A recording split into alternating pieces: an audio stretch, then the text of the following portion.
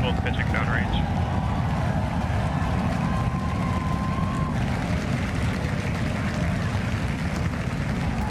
SpaceX's 10th test flight of Starship turned out to be the most successful one yet, showcasing just how far their rocket technology has come.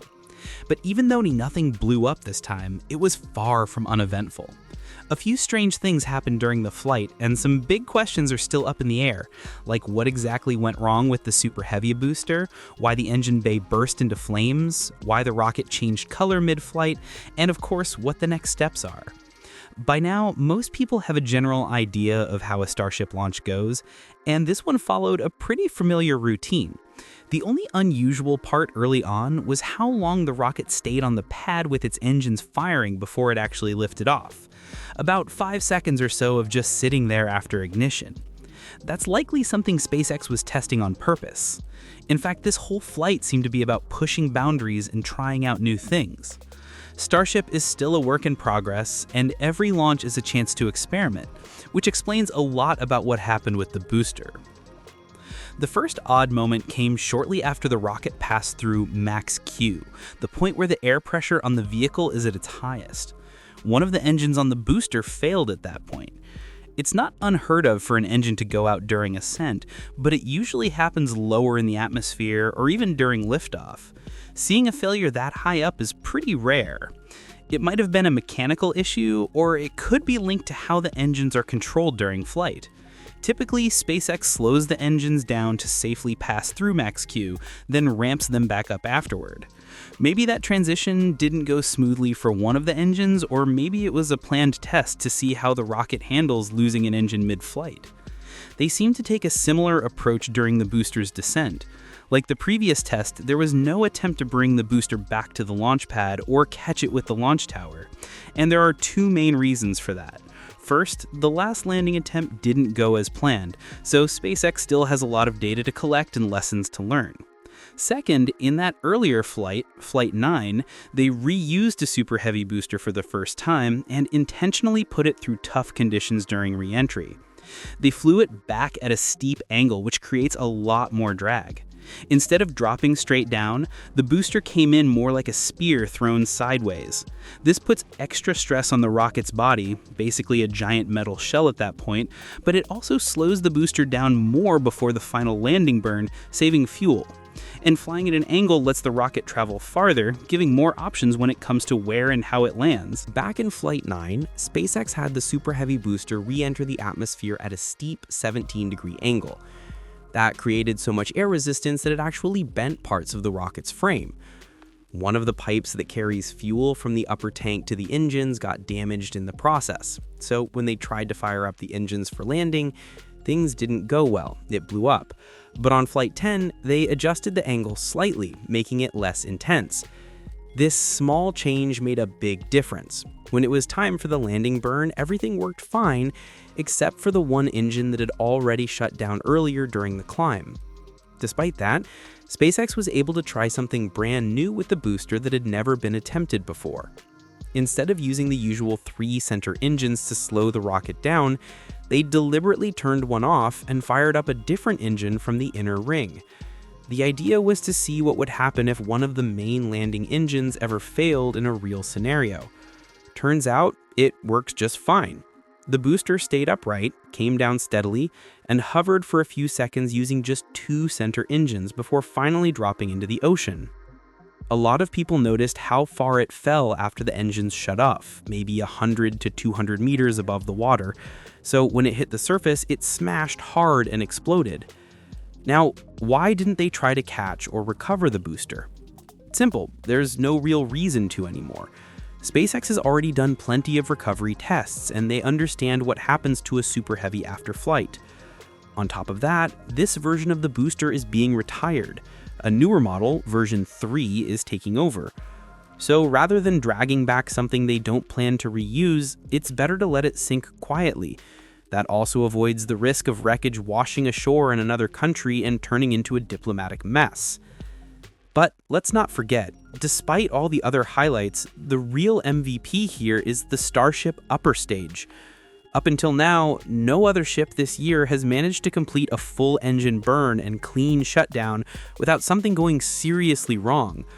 One of the earlier test flights didn't even make it off the ground. It exploded right there on the launch pad.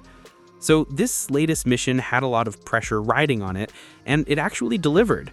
For the first time ever, we got to watch a Starship V2 smoothly cruise through space, which also gave us our first real look at the Starlink satellite deployment system, also known as the PEZ dispenser. And honestly, it was pretty cool to see in action. The system takes a basic, no-frills approach to getting satellites out of the rocket. Everything seemed to work well, though the process was a bit slow. One of the dummy satellites did bump into the edge of the door as it exited, but overall it was a solid tech demo. Then there was the engine restart in space, what's called a Raptor relight. It might sound like a minor thing, but it's actually a big deal. Restarting an engine in the vacuum of space, after it's cooled down, is a key part of being able to send Starship into a full orbit and bring it back safely. That's part of why SpaceX hasn't pushed all the way to orbit yet. They need to be sure they can deorbit the ship and guide it back down. Without that, you just end up with a giant steel object circling Earth until it crashes down on its own a few days later. So, with how well Flight 10 went, there's a good chance that Flight 11 might be the first to attempt a complete orbit. Now, the re-entry on this flight was really interesting. Most of the updates made from Starship V1 to V2 were aimed at helping it survive the brutal heat and forces of re-entering Earth's atmosphere. And that part mostly worked. But like many of these tests, solving one problem led to uncovering a new one. The ship got through the hottest part of re-entry just fine. The main focus was on the front flaps, which were the weak point in earlier versions. These were completely redesigned, and the changes seemed to hold up. No burning, no melting, no failures like before. But the back flaps, that's another story. They ended up taking a lot of damage, and not just from heat. Starship actually experienced a small explosion during re-entry. It wasn't enough to destroy the vehicle, but it clearly left a mark. Here's something not a lot of people noticed. If you look at the footage around 43 minutes and 40 seconds before landing, even before the explosion, one of the rear flaps was already falling apart. Pieces of metal were visibly flapping around, and this was still technically while the vehicle was in space. So, something minor had already gone wrong before the big blast, which happened just a few minutes later around T-47. You can see some gas venting from the base of the rocket, probably oxygen from the internal plumbing, and that seems to be where the explosion started. It happens too fast to see clearly even if you slow down the video. One moment it looks fine, and the next, the screen goes white. The blast was powerful. It shredded parts of the rocket's steel body into small pieces. The live camera view gave us a close look at the damage. To help you picture it, the heat shield side of the rocket is on the left of the screen, and the damage area is right in the center, near where the rear flap attaches. But here's the twist. This damage didn't affect the same flap that was already coming apart earlier. So by that point, both rear flaps were in bad shape, but for different reasons. One side got torn up in the explosion, and the other side may have been damaged earlier, possibly from a smaller blast that wasn't caught on camera. Whatever the case, it made for another dramatic Starship re-entry. Pieces breaking off, sparks flying, and no one quite sure how it would end. Of course, now we know how it ended. This happened days ago, but it's still exciting to look back at what happened. Starship made it all the way down for its landing burn, but during re-entry, something strange happened to its appearance. Half of the rocket turned bright orange color, while the other side stayed white. And interestingly, the side that looked orange now was actually painted black when it launched. So what exactly caused the color change on Starship? We've seen these vehicles land a few times before, and the heat shield tiles never changed color like this. That makes it unlikely that heat alone was the reason. And in the high-resolution images SpaceX shared after the flight, it's clear the tiles weren't burned off. The familiar hexagon pattern is still visible. In fact, you can clearly make out white edges around each tile, which gives us a clue about why the nose turned white. If you look closely at how the tiles are mounted, there's a thick layer of white insulation underneath them. And even the tiles themselves aren't truly black. They're actually made of white ceramic with a very thin black coating. According to Elon Musk, who posted about it on X, the white color came from areas where SpaceX intentionally left some tiles off. That exposed the white insulation beneath. During re-entry, that material vaporized and turned into white dust. then, the force of the atmosphere blasted that dust back against the body of the ship, where it got baked in by the heat, sort of like how glaze sticks to ceramic in a pottery oven. That helps explain the white upper section. But what about the reddish-orange lower half? Elon said the red came from test tiles made of metal.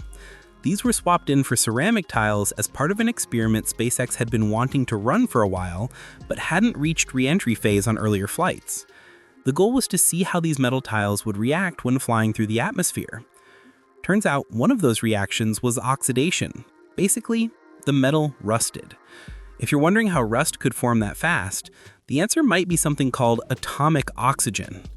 Normally, oxygen in the air is made up of two atoms joined together, O2. But in the upper atmosphere, there are single oxygen atoms floating around, and they're way more reactive. A short trip through that part of the sky could expose the ship to enough atomic oxygen to rust certain metals in under an hour.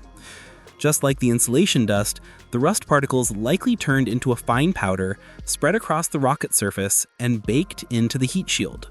That's how you end up with a white and orange ship. So now we know what happens when you test metal instead of ceramic for the heat shield.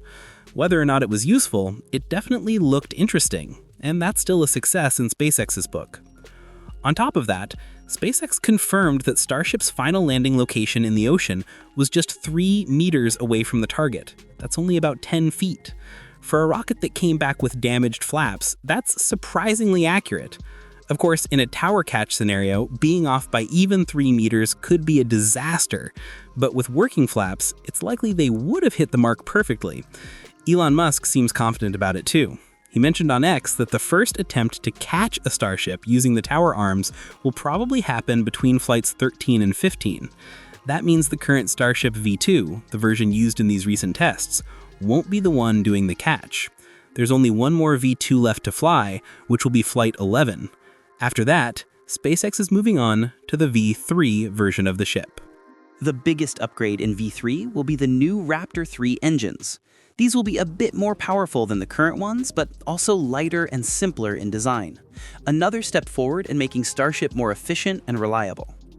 This also makes me think that the first time they try to catch a ship will probably be with the current Mechazilla tower, called Tower 1. It's not tall enough to handle the bigger V3 ship and booster combo, so after Flight 11, it won't really be useful for launches anymore. That means it's more okay if something goes wrong and the ship crashes and explodes on it. If everything goes smoothly with the next launch preparations, we can likely expect Flight 11 to happen in about 3 or 4 weeks, probably closer to 3. But getting to Flight 12 might be tougher. There are a lot of new things they'll need to test for the first time, so like with many parts of the Starship program, progress will be a bit like 2 steps forward, 1 step back. Still, the success of Flight 10 shows us that whatever happens next, it's going to be just as thrilling and unpredictable as ever.